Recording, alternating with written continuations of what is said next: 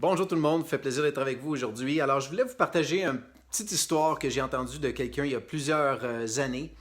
Mais juste avant, juste vous expliquer un petit peu ce que j'ai écrit dans le texte ci-dessus plutôt. En fait, en réalité, qu'est-ce qui se passe quand quelqu'un veut avoir plus de temps, plus d'argent, profiter de la vie, puis qu'on lui demande est-ce que tu aimerais avoir ça? Puis la personne te dit oui, oui, ça m'intéresse, c'est certain. Puis je lui demande est-ce que tu veux faire ce que je fais? Puis elle me dit non.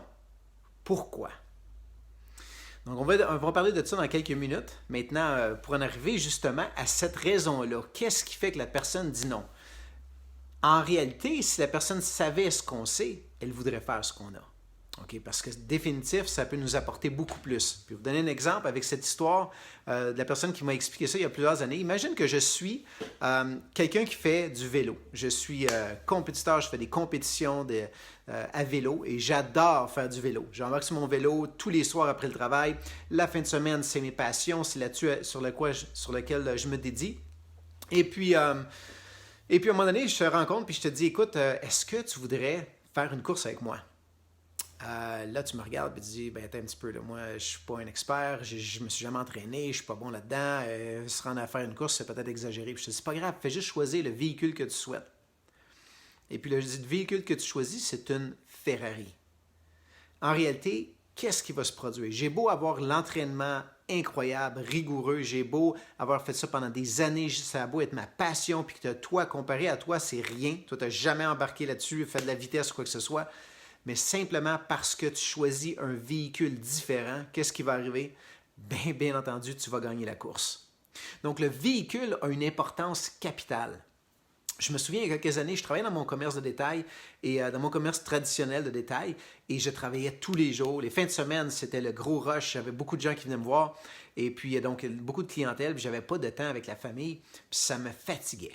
Et puis ce qui est arrivé, c'est quand j'ai changé de véhicule, je travaille maintenant avec la business que j'ai ici aujourd'hui, ma vie a complètement changé. J'ai du temps, je suis capable d'avoir un horaire flexible, je choisis quand est-ce que je veux travailler, je choisis les gens avec qui je veux travailler, je n'ai pas de plafond mes revenus continuent de grossir même si je ne mets pas autant d'efforts.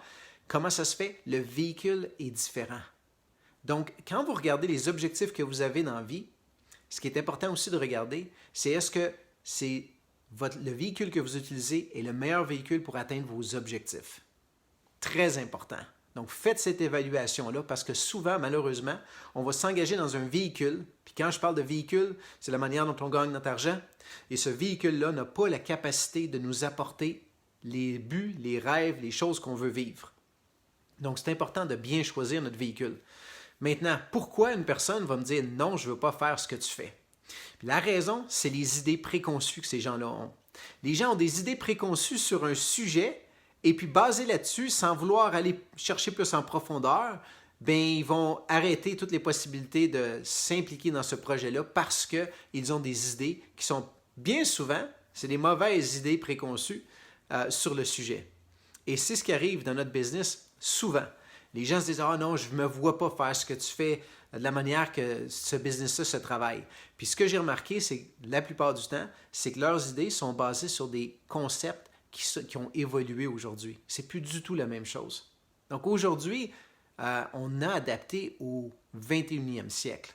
Okay? Puis ce que je veux dire par là, c'est qu'on n'achale pas notre famille, nos amis, on n'essaie pas de les convaincre de force à faire quoi que ce soit. On ne fait pas ça. On travaille avec... puis on n'essaie pas d'organiser des réunions secrètes où est-ce qu'on invite les gens et ils ne savent pas qu'ils s'en viennent à une réunion. On n'est pas là à exagérer les choses que vous allez vous mettre riche du jour au lendemain. C'est pas du tout ça. On travaille vraiment logiquement, sincèrement, puis on va cibler notre clientèle. On le fait de la bonne manière. En réalité, on utilise les outils technologiques qu'on a accès aujourd'hui, c'est-à-dire portable, donc téléphone portable, tablette, laptop, on est capable de travailler de n'importe où dans le monde. Avec les réseaux sociaux, les technologies qu'on a, on est capable de faire notre travail de n'importe où. Okay? Donc, l'idée, le concept qui est révolu n'existe plus. Alors, on se base sur ça pour prendre une décision. Alors que si je vous dis demain matin, est-ce que tu préfères Uber ou un taxi? Et puis, la plupart du monde vont dire, ben moi, c'est plus Uber, j'aime mieux le nouveau modèle. Ben moi aussi. C'est la même chose. Si tu me disais de faire ma business comme ça a été fait dans le passé, je te dirais non, ça ne m'intéresse pas. Mais de la nouvelle manière, absolument. Donc, d'où est ce qui est important, ce qui est capital, c'est que vous regardiez les options qui s'offrent devant vous et ne mettiez pas des barrières basées sur des fausses idées qui sont préconçues, basées sur l'ancienne manière que ça a été fait dans le passé. Alors, si vous avez déjà rencontré quelqu'un qui vous dit « Ah non, ça ne m'intéresse pas, je ne me vois pas faire ça », laissez un 1 dans les commentaires ci-dessous. J'aimerais savoir qui est-ce qui a déjà vécu ça. Là-dessus, je vous laisse, on se revoit dans le prochain live. À bientôt, Stéphane Pagé.